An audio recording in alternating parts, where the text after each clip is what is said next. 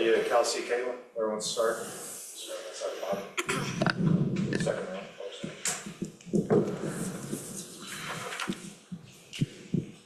Thank you. For Caitlin and Aliyah, in what ways do you feel like this team has grown since the early weeks of the season? What ways have you improved? I think just being able to have some more practice time and really get to play and get a feel for each other. I think we've just been playing a lot better team basketball. Everyone's getting their touches. Everyone's knocking down their shots. And so I think it's just been really great. And also I think our defensive intensity has been a focus for us, and we're able to use that to spark our offense. No. Okay, yeah. For Caitlin, so 18 points and 12 rebounds, right? Have you ever, well, I'm sure you probably had that many rebounds before, but maybe not? Have you? I had. In college, I would get them sometimes. How meaningful is that to you, that the double-double is points and rebounds? Yeah, I mean, I think I got off to a fast start there in the first quarter. Sometimes the ball just bounces your way a little bit more. And a lot of the times, the people I'm guarding are getting back in defense, so I have a little more free reign of like going and chasing down the ball while our bigs are probably boxing out and hitting a little bit more. So, credit to them. We sure are hitting a lot more. Sorry, my bad. No, But no, I mean, I think we're really good when I can get it off the rim and push in transition. So I take a lot of pride in trying to chase it down off the rim and then really go. And I think that led to a lot of easy baskets for Aliyah at the beginning of the game, or just all of us in transition. Like, I think it's a really good thing. But yeah, 12 is, don't get used to it. That's for sure. Yeah, for any of you, that's 3 close wins in front of 3 good home crowds. I guess how much energy or juice does it give you to have all those thousands of fans when crunch time comes? Yeah, it's great. I mean, we feel the energy.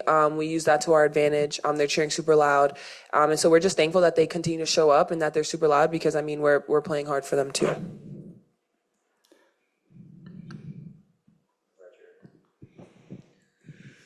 This is for all 3 of you, but 3 straight wins at home, every 4. Well, in this homestand. Yes, correct. 3 straight wins. Be more in a specific row then. How does that help your confidence going into the upcoming road games that you guys have? And what stands out to you about this stretch at home? I think that us, for one, being able to perform to a point where we win games in front of you guys is always a plus. So we never want to let you down. I don't think me individually or us as a group want to, see you guys look in the crowd and y'all got long faces. So we take pride in wanting to win a game, obviously. We take pride in our city and, and the people that's representing us. So I think it fuels us. It kind of gives us a pick-me-up or whatever we need as a group. I do think this energy is important going on this stretch, because down the stretch of these games, it's going to get mucky, it's going to get ugly. And I think if we can handle adversity and be a part of or deal with any crowd that comes our way, I think down the stretch of games when it gets really competitive and gritty, we come out with the win still. So I think it'll be a learning experience, but I think we can feel it. Yeah, I would agree. I think, these were important games, and I'm proud of us. I felt like we took it one game at a time. We never looked too far ahead, and I think that's the same thing with this next stretch of five straight road games. You just got to go one game at a time, and the next 2 are versus teams that we played in the last week. So they're certainly going to want some revenge, but also, I feel like the confidence that we've been able to build from the last 3 games is, continue to take a step forward and learn each game. And, if we do happen to lose one, how are we going to respond? I think that's been a big thing for us too. The last game we lost, we found a way to respond and, string off 3 straight wins. So I think we've gotten a lot better over the course of these last 3 games, and it's just continuing to build on that. Aliyah, during this homestand, it seems like you and Caitlin have found a lot of chemistry in the pick and roll game. How much does that help you guys offensively to have kind of an action that you guys feel you can get to and get a good shot from? Yeah, great. I think Caitlin does a great job of finding me and also understanding when she can get her shot out of the pick and roll as well. I think that's something that we've just continued to build over games and practices and just continue to get a feel for each other. And so I'm super excited of where it's at now. But also I think a big part of that is Caitlin with the ball in her hand. She talks to me a lot and she tells me do this or do that. And so I'm just trying to make sure I get to those spots because I know she can hit me. Aliyah, you've played with Kelsey now for 2 years. I think today she made her first 5, maybe even first 6 shots. Just what does it do for your team when she comes out and is firing on all cylinders?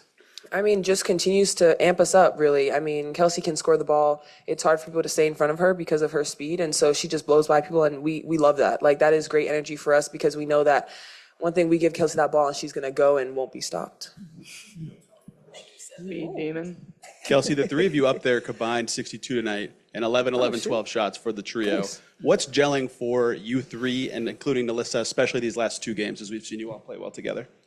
Two things. I think chemistry and experience. I think we have a relatively young group, and you need experience in this league to kind of figure out where your team is. And I think we've already kind of seen our low and what it looks like, and I think it kind of just took us up a couple notches, which is a great thing. And then individually and personnel-wise, you got to know your team. You got to know the people you're playing with. You know, you got to know what spots they like. You got to know how you got to pass it. You got to know where they're most comfortable, where they're uncomfortable. Like, all that stuff matters, and I think we are starting to master how to play with each other, and I think that once we kind of seal the deal with that one, it'll be hard for people to stop us because I think we could all fire our own cylinders together. I think everybody can eat, so. I agree, Kels. For all three of you, you know, national narratives are interesting and maybe not even accurate. But the narrative early on was you're struggling, you're losing, you know, it's a bad team, whatever. I'm sure you heard it, you saw it, or you tried to avoid it. So what's the narrative now? What's the story of the Fever now? I mean, if the season ends today, you're in the playoffs. What's the story that America should be paying attention to now? All three of you, if you could answer. Thank you. Honestly, my opinion with that is I let people keep their narratives. Whatever they want to say is what they want to say, because I feel like we have this group right here of 12 that we know what we're working towards. We know how we come in every single day. And if they want to change their narrative, that's cool for them. But we're going to be rocking with our 12. What she said. I think everybody just loves instant satisfaction in our world. Like, no one came in here and said we were going to be WNBA champions from day one in our locker room. Like, that was never our goal. Our goal is to get back to the playoffs, and we're fighting for that every single night. Like, this is the first time we've won 4 home games in a row since 2015. Like, you have to have perspective on things, and that goes for life too. Like, have perspective on life, and there just needs to be solid perspective on what this team can accomplish. And I think everybody in our locker room had that, and nobody ever hung our heads. We had the hardest schedule to start. We didn't get to practice much, and we're playing with the most inexperienced team in the WNBA. So, I mean, I think it's just this group is, you know, starting to click and build some chemistry, and it's one day at a time. But like I said, everybody loves instant satisfaction. But sure, we would have probably loved that too. But I think we all kept good perspective on knowing we just need to get better at one step at a time, and that's what we're going to continue to do, even though we've won, you know, 3 in a row at home here. Yeah, Caitlin, really efficient first half for you. Some more off-target passes in the second half, I guess. How do you go about smoothing that out as games progress? Yeah, I mean, there was a couple here and there. I think one was a set design where I kind of just assumed Aliyah was going to be open, and I didn't even really look before I threw it. So I think just slowing down a little bit. Honestly, I'm trying to remember the other ones. Another one was to Aliyah that was throwing out of bounds. It's all right. Don't worry. Because here's the thing. Don't worry. Because, I mean, you look at Caitlin and you look at the way she passes the ball. And so sometimes things are going to happen that way. And that's okay, because we're not going to let her hang her head. We're not going to hang our head off of any missed passes, because we're still continuing to gel together. And we know that she's a great passer. And so if she thinks she can get that ball there, she's going to throw it. And if I miss it, then we're good. We're all right. Don't you worry. We're good. Don't worry. Thanks, AB. Aliyah, we haven't asked you about being named Eastern Conference Player of the Week, especially given what you went through the first couple of weeks. Thanks. Is this a little bit more fruitful, a little bit more meaningful to you? Yeah, it was nice. I'm really glad. I mean, I'm glad my teammates have just continued to put me in those positions. Thank God that I was able to be awarded that. But I mean, it's special for me. Kelsey, as a team, what are you most proud of about what's clicking, about what's rolling right now for this group? I would say that I think our attitude on like keeping what don't matter out. I would say I'm most proud of our group for that. I think right now we keeping the basketball, and we keeping the main thing, and that's the X's and O's in our group. I don't think that we focus on what the world could be saying, and I think that's the best part for us right now. So I think that's our biggest growth and our biggest jump as a group, coaches included. Yeah, for Kelsey, obviously, last time you guys won 4 home games in a row was 2015. That was still 3 years before you as the longest tenured player got here. Just what's different about this year's team compared to all the other? I think. I mean, obviously the change in era or the change in I was like. a freshman, I think. You know, Yeah, I was in 8th grade. I think obviously just, these guys coming in, kind of changing the narrative for the game in general for the women's basketball side of things. But I think collectively, us taking the time to build what the organization and what it could be. Tamika Catches in that era was what it was. And I think that we're just trying to do something different and establish something different. So I think that's the biggest difference. Got the last two on Zoom. DJ, you want to start? Hey, I have two questions. Questions for all three of you. All three of you made threes in this game. I wanted to know, one, how do you feel about the spacing when all of you are shooting well from distance? And then the other question is for Caitlin. You had a three-pointer off of a down screen in the fourth quarter near clutch time. And I wanted to ask, are you more comfortable on ball or off ball in those situations? I would say our spacing has definitely improved over the course of the last probably couple of weeks. Honestly, I think we kind of struggled at the beginning of the year. And then, to be honest, I think it was a bit of a broken play. We were running a set, and I kind of just ran in a circle and then kind of came off of a down screen because I knew I was supposed to come off a down screen at some point. And sometimes it works best when you fake yourself out because then it really fakes the defense out. And it worked. And I got the most open I had been all night. So honestly, I prefer to shoot off the dribble. I think everybody knows that. But I think my, catch and shoot shooting and coming off screen shooting has definitely improved over the course of the last 2 years for sure. Maybe Kelsey, anything on spacing? Yeah, I think our spacing has definitely improved, like Caitlin said, but I think a big part of that too is that they have to chase so many people. They have to chase Kelsey, they have to chase Caitlin, and so they're more focused on them, and then sometimes we're able to just pop back and knock it down. Last one on Zoom, Mike Vopel. Yeah, Aliyah, I think you have 4 threes already this year, which is many last year. I just wondered, obviously you battle so much down low, but when do you sort of decide to look for that three, and how have you worked on that to make that a part of your game? Yeah, I mean, shooting threes is something I worked on in the off season, but it's also something that I continue to do in practice and just knock it down. And we do a lot of drills where we're shooting threes. And so, I mean, I'm pretty confident. I don't just start out there. Obviously, I want to bang and get down low. And then sometimes when I have the opportunity, I'll just step back and take it. All right. Thank you, everybody. We'll bring Coach in next. Thank you. So, Coach, the national narrative has been, Fever's terrible, Caitlin's terrible, the last beginning. Coach is terrible. Coach. Yeah, okay, let's add that. Journalists are terrible. Whatever. Clearly, that narrative is wrong. You guys, if the season ended today, you're in the playoffs. I think you would have been the last game too. Schedule's easier, but what has been wrong about the narrative, and now what is right as you guys are starting to actually win games and show everyone what you can do? Yeah. Well, we can start with the schedule for this inexperienced team, right? Youngest, least experienced team in the league. We'll start there. That schedule was tough with no practice time. And that is where young players, need to play together, get time on the court together, understand each other's timing, where they're going to be.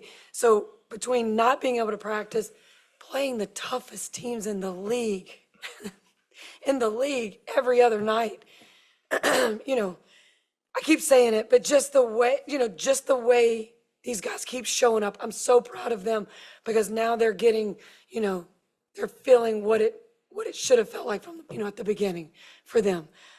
Just really proud of them. Fourth win, home win in a row. It's just really, really exciting for the Fever. Scott, go ahead.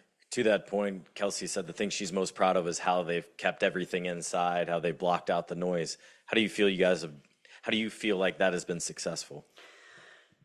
That's really hard to do. And that is, it's taken a toll on them, on all of us, and we're just in a whole different world right now in women's basketball, not one that we've never experienced before.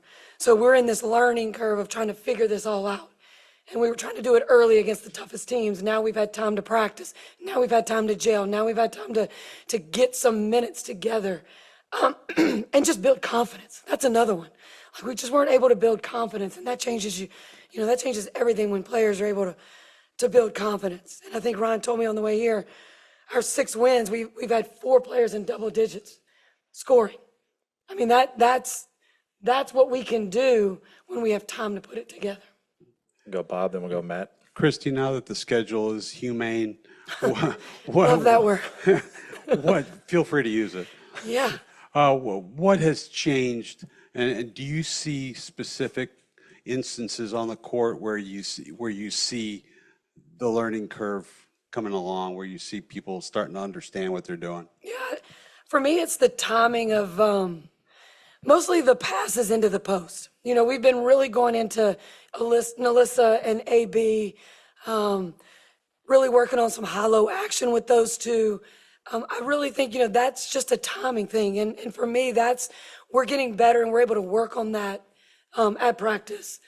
So that to me is the timing of where we are, the timing of sealing those defenders, when to step across, when the reverse action has happened, when AB is going to step across, how we're going to reverse to the third side to get the ball in to whoever that is. It's just timing. And that just takes obvious, time together, Go Matt, then we'll go Tony. I guess, how impactful is it for a younger team to go perfect on the homestand leading into a 5-game road trip?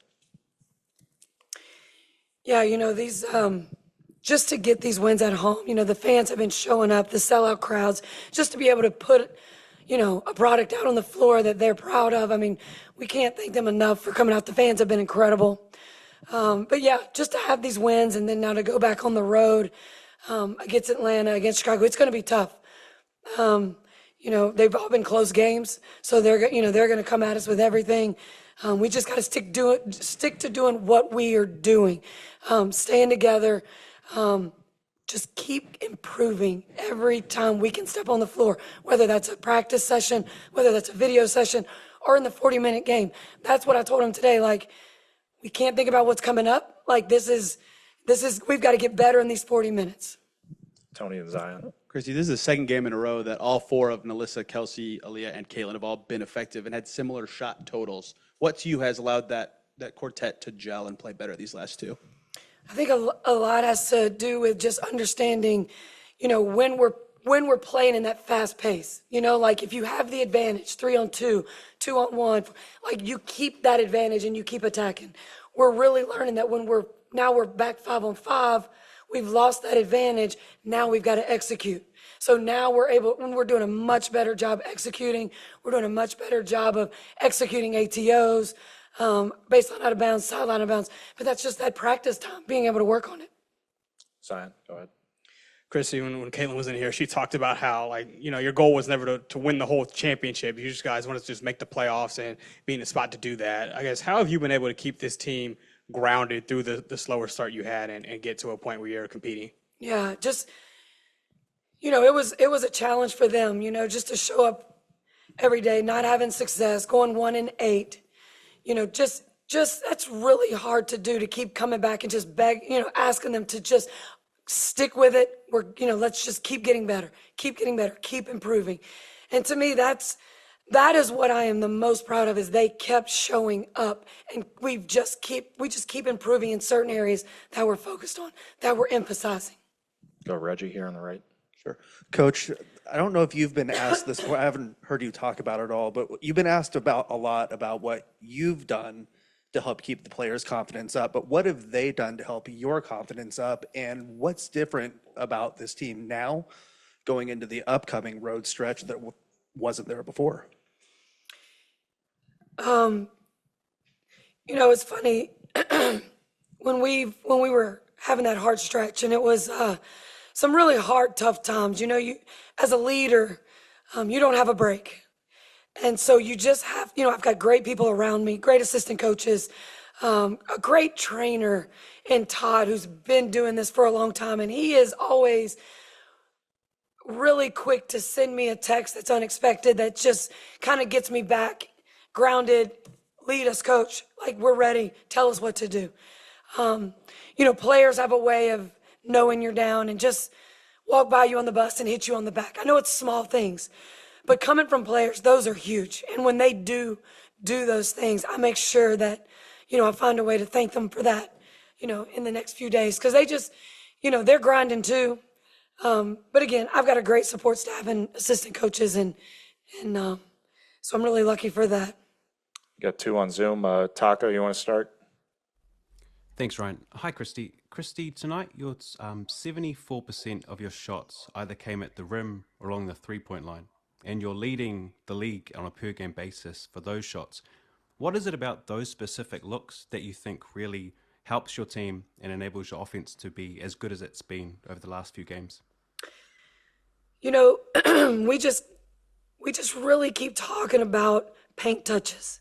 You got to get paint touches. You know, we've got players around now that are able to knock down wide open shots. So if you get your feet in the paint, if you get a paint touch, it just collapses the defense, especially the way AB and Liss are playing down there. So as you know, you've got to play through your post, and that's not saying you just, feed it in, expecting them to get every shot. They just create wide open looks. And then you have a Caitlin and a Kelsey who are able to also bring on so much attention. Both of them take on so much attention. Caitlin is able to knock down wide open shots. Kelsey Mitchell is able to get downhill extremely well. When she gets downhill, what happens? The defense collapses. She's finding wide open shooters, and we're knocking them down.